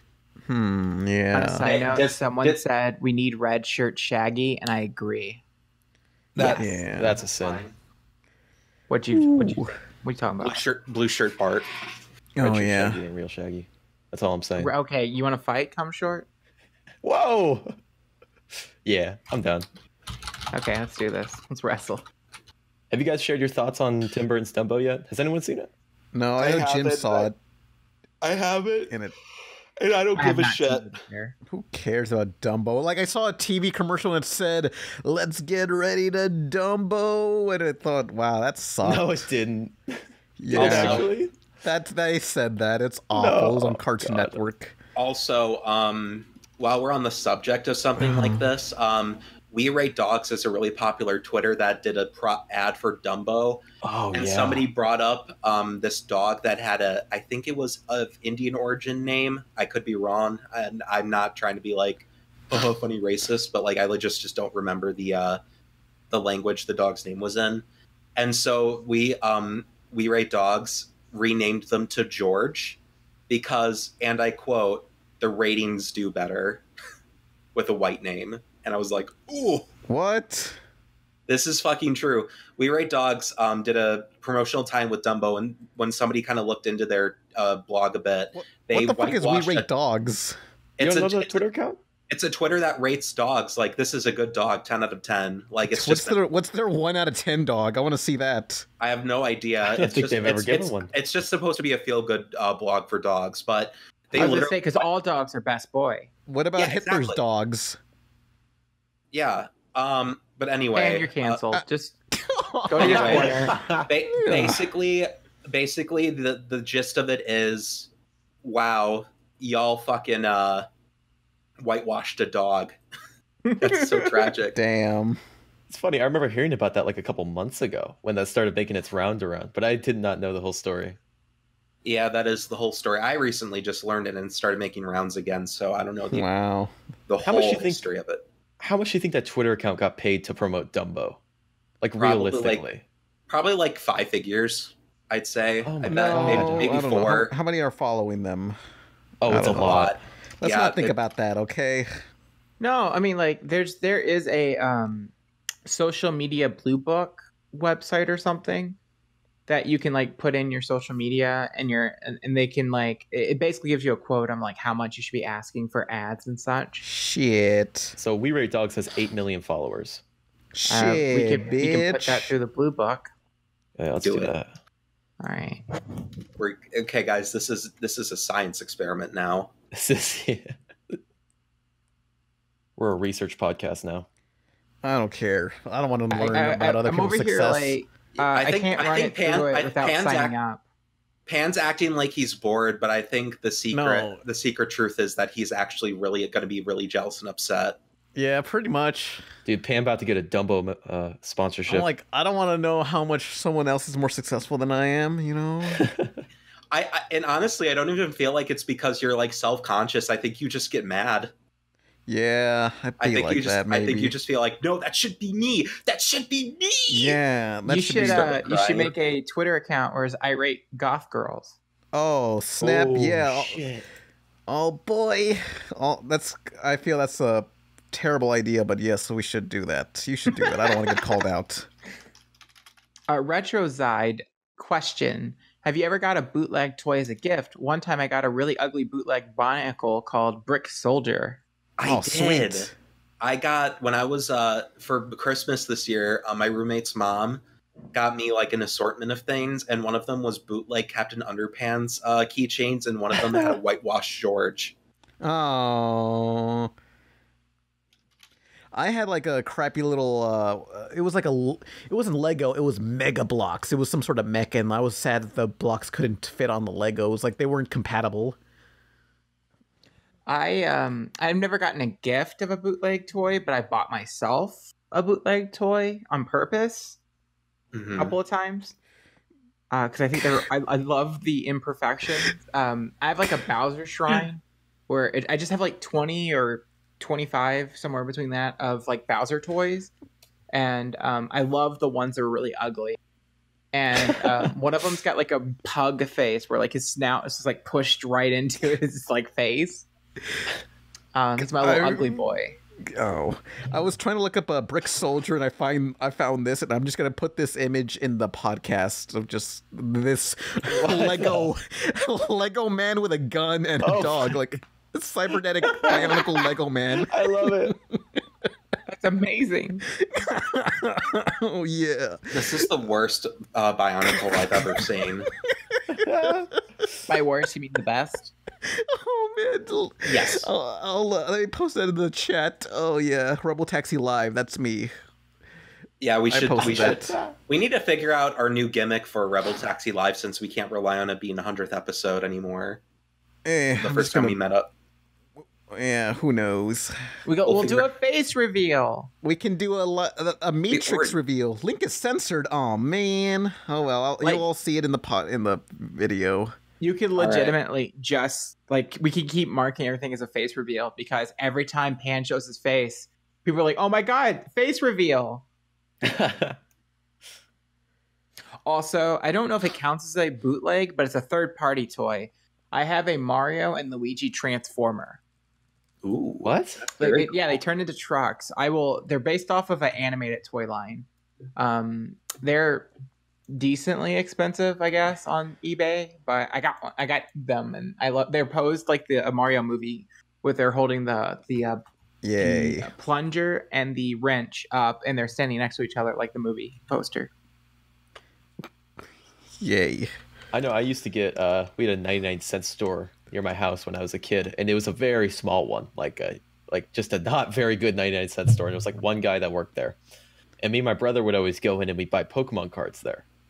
And every single time we buy them, they were bootleg Pokemon cards. Like, it would be like an Eevee, and it would be like Princess Fairy Cat on top or something. And me and my brother didn't really like get it because we were really young. And so we'd be like, oh, wow, Princess Fairy Cat. And so we probably bought like $20 worth of bootleg Pokemon cards from there. I think I still have them. Oh, man. Remember those like vending machine things? Like you would put quarters in and slide it in, and then you'd get like a bootleg rare Yu-Gi-Oh card. Oh, yeah. Yeah, and there were actually stickers, and that you realize, no, these aren't. You can't play with these. This is not tournament ready.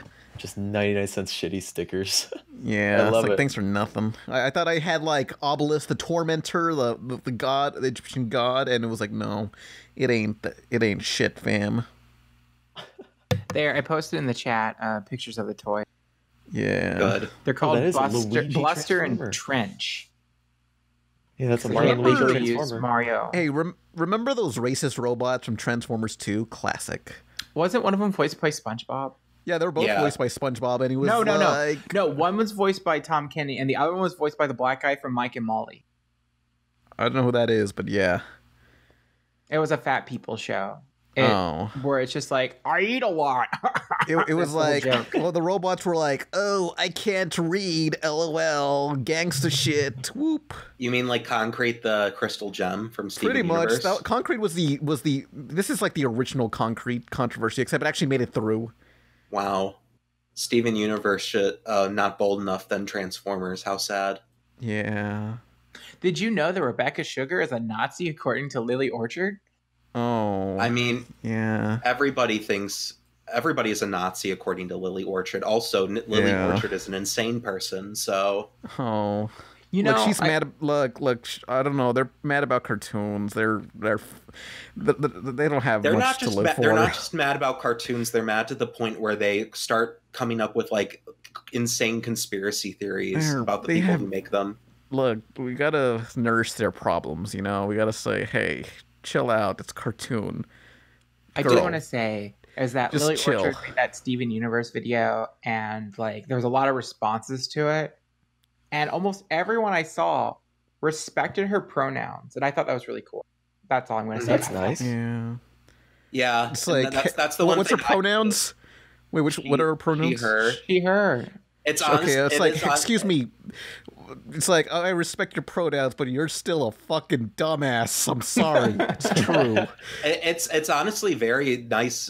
It's a nice change of pace, and it's very impressive that, in spite of how much of a fucking embarrassing, cringy little shit Lily is, people are still like, you're still valid, but lady, fuck you. It's like kind of wholesome.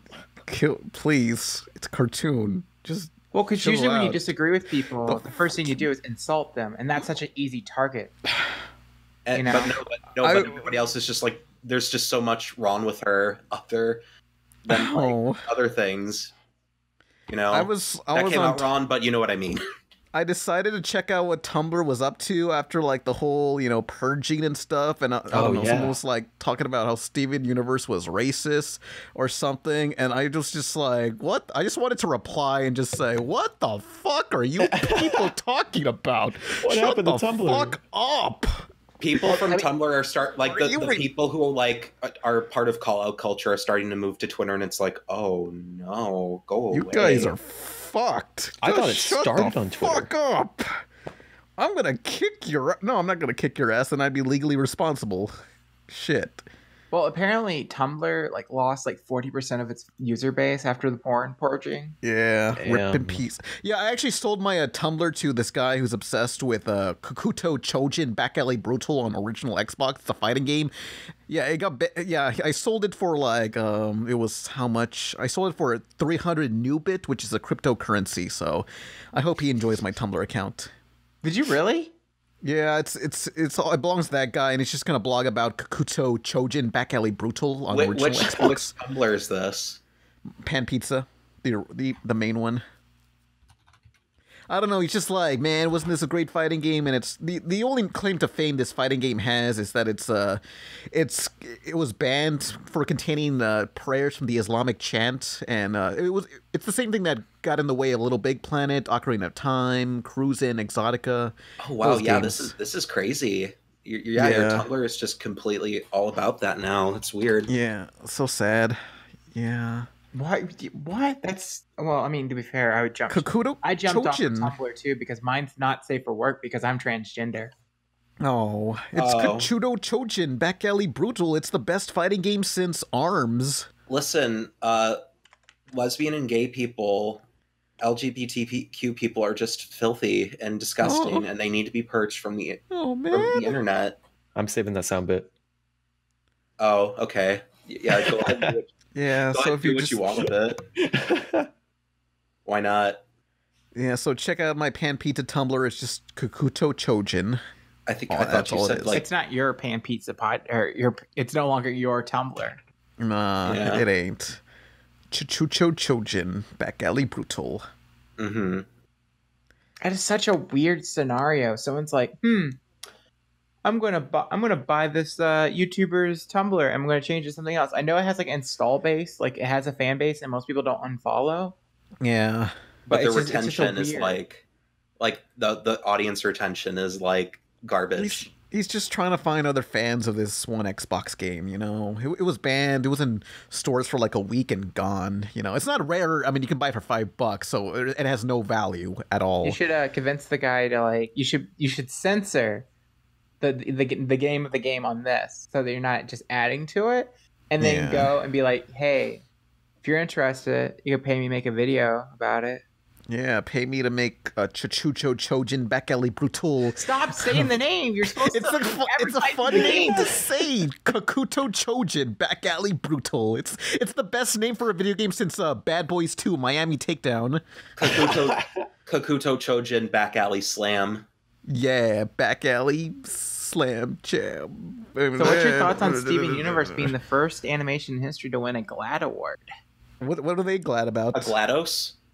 No, I think it's like gay, lesbian animation. I guess you could say. I guess you could say this is a triumph. I'm making a note here. Huge success. I just stopped recording. No, that's the ending. That's the ending. It's still alive. You're still alive. I mean, like, good for Steven Universe for being LGBT. I ain't getting that award. What do I care? Oh, well, maybe you should start being more. Why do people watch award shows? It's just like, oh, look at them. They get an award and I don't. You're such a piss baby. You have real jealousy issues. It's like, who cares about award shows? Everyone's like mad and it's like, who cares? It's a fucking piece of gold. It's not even, it's probably like gold plated. It's about as valuable as that gold plated Magic card Pokeball from that one episode of Pokemon. The one that James bought for like $100 or something, and everyone was pissed at him, and he was like, and they sunk at the bottom of the ocean, and then they were like, we can swim out with our Magikarp, and it turns out Magikarp can't learn swim. Okay. Can you like pull the stick out of your ass? Yeah, they drowned in that episode. Is Nesca's finger still in it? Okay, that's enough. Yeah. Podcast for today. Chojin, back alley brutal. Stay tuned for the RebelTaxi Awards show after this. Yeah. He gives himself all the awards. Yeah. It's going to be like, who's the best girl that's been on the podcast? I get really excited. It's Pan Pizza. Whoop, whoop. No, it's Emily. No. Like, Emily gets that when award. Uncle Grandpa did that award show episode and he just kept winning. Oh yeah, I remember I read the comments to that, and people. So I remember reading one comment saying, "This is a mean-spirited short that benefits nobody." It's like, chill. It's a cartoon. Okay, homework for people listening to the podcast who have too much time on their hands. Take that clip, edit it, and then put Pan's face on Uncle Grandpa, and then put our faces as the other like cartoon characters. Yeah. Izzy, do you remember when you edited that Mean Girls clip with me and Jim in it? I do. And you somehow forgot yourself. Did I? Like legit, you made a post afterwards saying, "Oh yeah, I forgot to put myself in this." Oh wow. It was really fun though. I need to find that again. I think it's still on my computer somewhere. Yeah. Did Uncle Grandpa do anything wrong? I remember one time he said like that minorities don't deserve rights. Oh. I thought that was very edgy, and I don't know why they put that in there. I know they ended the show with like him dying, or remember like Minority? Wait, they did? Yeah, like they were about to get eaten by a creature. They're like, "How are we going to survive this?" And that's how the show ends. That's how My Life as a Teenage Robot ended. The mom just got eaten by a tiger, and that was the final episode. Wait, what? Yeah, like that's literally the final clip of the final episode for Teenage Robot, where the mom just gets cartoonishly swallowed by a tiger, and they don't get her out, and that's how it ends. Let me find this on YouTube. I don't know if it's on YouTube, but that's the final episode. What the hell? Yeah. This is insanity. Yeah. You know what the definition of insanity is? No, and I haven't played Far Cry 3 either, so... Me neither, so I If you can't keep quote repeating that. the same thing over and over again, expecting new results. Yeah. Yeah. No, that's Wow. me. Yeah. We're an educational podcast. If you repeat the same thing over and over, it's a glitch in the MEATRIX. Oh, right, of course. Yes, because I'm Leo. Okay, good job. I'm Chicken Diddy. What's it? No, you're Chickadee. I'm Moofius, I guess. I'm Agent Smith. I don't change my name. Yeah, remember, be sure to visit thematrix.com and find alternatives to No, factory it's the farming. MEATRIX. You said the Yeah, the Matrix. MEATRIX. The MEATRIX, yes. But you gotta put the in the Yeah, website the URL. MEATRIX. Someone Okay. apparently owns MEATRIX.com, and you probably shouldn't click on that, so don't go there. All right, duly Yeah. noted. Yeah, we're just done like for today. Yeah, I Yeah. guess we're done. So- So, you know, Y'all have a great day. Take care, Goodbye, kid. every Don't pony. use farm Bye. factories, I guess. yeah, stay away from factory farmers. Find I see you. alternatives. You're valid vegan. for the trans fans. Yeah, Trans fans are valid on this day of visibility. Yeah, just watch The Matrix. That's a trans film. Yes, it Someone is. said this is a lame podcast episode. Is it Yeah, all of it's- them? Yeah, people say like the podcast has gotten worse, and it's like, buddy, this was always awful. Yeah. I really honest to God don't know what people expect anymore. So I mean, shit. What do Yeah. you want from us? There's nothing. This is here, an unscripted it's your filler bullshit. between pan pizza videos. Like, what do you Yeah. expect? I mean, I'm just amazed people at MomoCon care. It's like, what the fuck? People showed up to this shit? Are you I kidding? know, a whole entire room. What the fuck? And yet somehow we still get comments like this on the daily. It's great. All right, got we're no leaving idea. for realsies now. Bye, kids. Yeah, Bye. bye. Bye. Mwah.